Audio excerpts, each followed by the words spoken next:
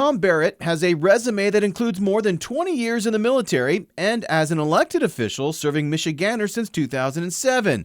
But his new goal is to take a local voice to Washington, D.C. We need to put the country back on the right track, and that's why I'm running for Congress. Barrett is currently a Michigan state senator, but is now setting his sights on the new 7th Congressional District, a newly formed seat stemming from district boundaries being redrawn after the 2020 census that incorporates most of mid-Michigan.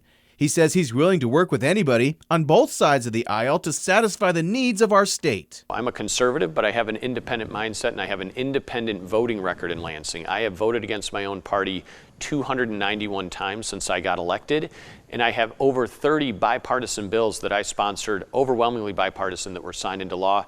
He says if elected, he'll spend his first day in office working to secure our southern border. He says illegal drugs are pouring in completely unchecked and unfettered. From there, we have to unwind some of these disastrous policies of the Biden administration that have led to super high inflation, that have led to the cost of living going up. In fact, Barrett's campaign ads and his biggest political push is his promise to slow down or stop record high inflation. His plan to do it?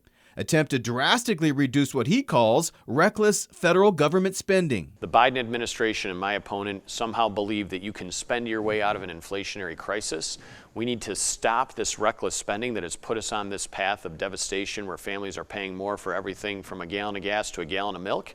As for hot topic issues like abortion, he says he's 100% pro-life and has a record of supporting legislation to ban it. He also wants better election security measures in place and is upset Governor Whitmer vetoed identification requirement legislation for in-person and absentee ballot voters. He didn't directly say the 2020 election was stolen by President Biden, but he did try to delay the certification results the day before the January 6th attack on the U.S. Capitol, and to this very day, despite no findings of fraud by his fellow Senate Republicans, he thinks Secretary of State Jocelyn Benson oversaw a wave of illegal votes from unproven signatures. She told our local clerks to disregard the signature verification on the absentee ballots that came back in through the mail.